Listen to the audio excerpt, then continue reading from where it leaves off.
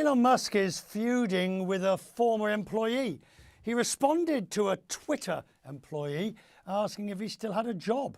The employee said he'd been locked out of his account and HR wasn't telling him if he'd actually been fired or not. What then took place was essentially an exit interview.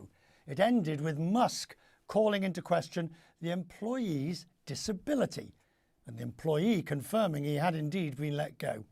It's the most public in a series of unceremonious firings that have left Twitter employees very much in the lurch. Claire's with me. Claire Duffy is in New York. When I read this morning, I sort of felt very sad for the employee, particularly when Musk then promptly attacked him, perhaps unfairly and certainly discriminatory. Right, Richard. I mean, it's just sort of shocking, to see the world's richest man calling out an employee who has just been let go from his company, sort of mocking his disability. And I think this situation is really characteristic of how these Twitter layoffs have happened. You have this employee who's confused about whether he's been laid off or not in the first place, has to go to Twitter to ask Elon Musk about it because he's not getting a response from the company. And then Musk responds by mocking his disability. And this is an employee who was the founder of a company that was acquired by Twitter, who has been recognized for his charitable work improving wheelchair accessibility. It just, seems sort of characteristic of Musk's management style here. Okay, right. But Claire, how unusual is this? Is this a one-off? I know you've been talking to other Twitter employees. What's the if you like, the underlying tone?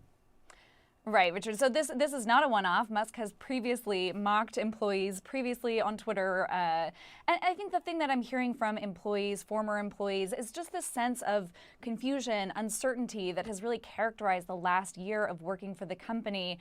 I sat down recently with 3 former Twitter employees. One of the interesting things, though, that I asked was what their initial reaction was to Musk's involvement with the company about a year ago. Let's take a listen. At the time, I did think he had something important to offer to the company, perhaps a new perspective that could have been really interesting. Justine DeCare spent more than 3 years as an engineer at Twitter. Bim Ali, a former engineer on Twitter's core technology team, was pregnant with her first child throughout the months of uncertainty over Musk's Twitter takeover.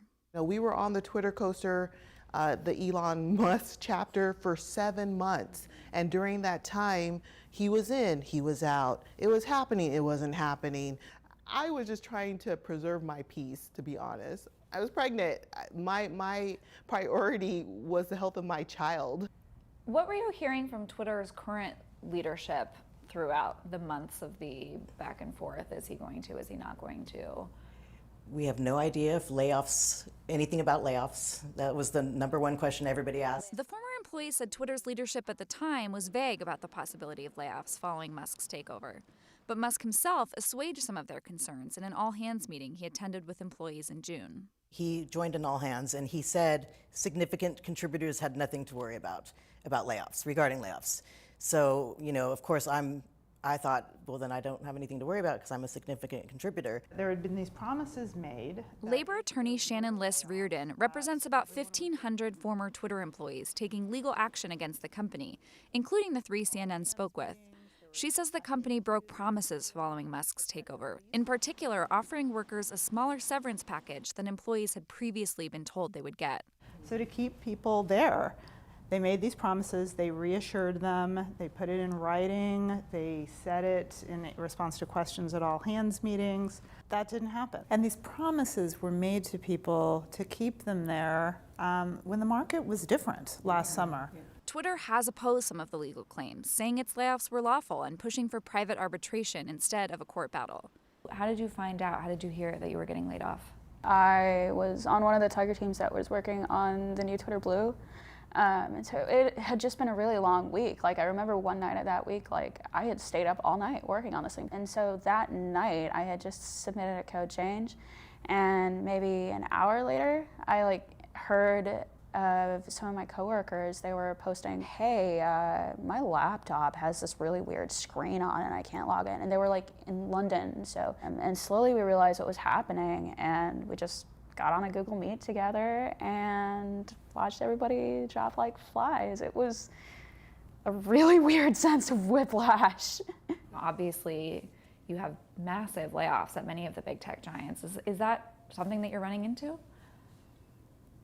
as I lovingly put it, the market is hot garbage right now. I was sitting down earlier this week after a wave of rejections, and I was kind of like, wow, maybe I should go be a firefighter or something. Ali gave birth to her first child in January, days after her official termination date from Twitter, and was left without the 5 months of maternity leave she was expecting. She says she was also left without health insurance, which wasn't included in Twitter's severance offer. But I would like for us to be compensated fairly. A lot of us put in a lot of effort because, yes, we love the company and we love to excel. So, I think what you're hearing there, Richard, is just this sort of frustration that employees stuck with the company throughout the last year of uncertainty over this acquisition, and then were let go, which really, upended people's lives. They were kicked out into this tech labor market that's now really challenging. And they say the company hasn't provided the kind of severance that had previously promised them. Claire, it's fascinating. Thank you. You'll keep watching that for us and come back when there's more to report. Thank you very much, Claire Duffy.